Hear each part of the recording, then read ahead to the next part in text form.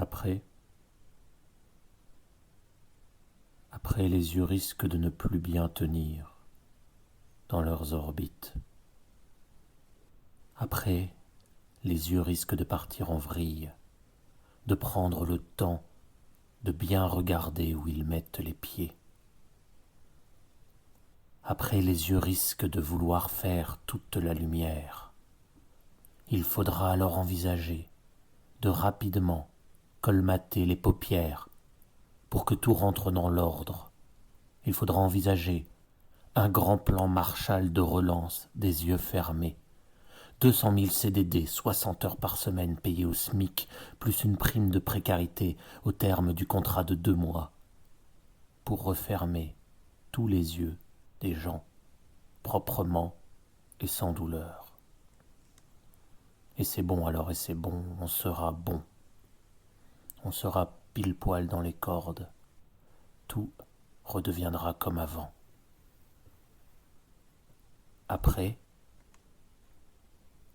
pour ceux qui ont dévoré leurs voisins à la petite cuillère, sans précaution, sans savon, sans gants de protection, parce que la viande manquait dans les rayons. Ceux-là, nous les cuirons, semaine après semaine, dans la soupe populaire, servie le mercredi et le vendredi aux différents points relais, contre des tickets de rationnement distribués chaque lundi par la CAF. De quoi mettre un peu de viande dans les épinards. Et le patron de Twitter pourra donner de lui-même les organes qu'il a en double, ou bien ses 2 petits doigts de pied. Après, il faudra interdire la salive. Il faudra interdire la salive par anticipation des menaces transmissibles et en prévision du danger invisible mais omniprésent. Une interdiction pure et simple, sans la moindre dérogation. Même pour les professionnels de la salive, comme les acteurs porno et les œnologues, qui ne crachent pas la même chose ni au même endroit. Après, il faudra voter la création d'une police spéciale qui en fera baver à ceux qui salivent. Et puis on greffera des pompes.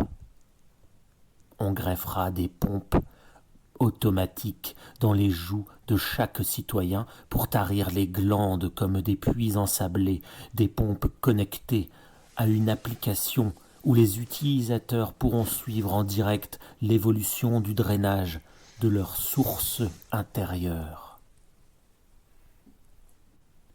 Après, il n'y aura plus d'oasis, plus de fruits juteux, plus de monts et merveilles, plus de bisous mouillés comme des goyaves chaudes, plus de chocolat qui s'évapore sur la langue, plus de concours de crachats au-dessus des ponts municipaux, plus de filets de bave en rêvant d'un escargot qui lui-même rêve qu'il est un putain de papillon. Après, tout le monde enlèvera son masque et on verra que les banquiers sont des robots humanoïdes sans cœur et que les politiques sont des épouvantails sans cervelle et que les PDG sont des lions sans courage. Après, on verra qu'Hillary Clinton n'est pas une reptilienne, mais une humaine qui porte un masque de reptilienne en dessous d'un masque de Hillary Clinton. Après, on verra qu'Mbappé est une tortue ninja et Florent Pagny une grosse merde. Après, on verra que les ronronnements des chats sont des moteurs à impulsion électromagnétique qui terraforment la Terre pour la transformer en une croquette géante. Après, on verra que Mickey, c'est Hitler, et qu'Hamlet n'est qu'un adolescent boutonneux qui crâne trop. Et après on verra que le ministre de l'Intérieur est un drone qui filme une caméra qui elle-même filme un enregistrement de l'activité sexuelle des concombres de mer. Après on verra que nos pantoufles sont des êtres tridimensionnels qui se nourrissent en aspirant par leurs glandes laineuses nos volontés de changer le monde.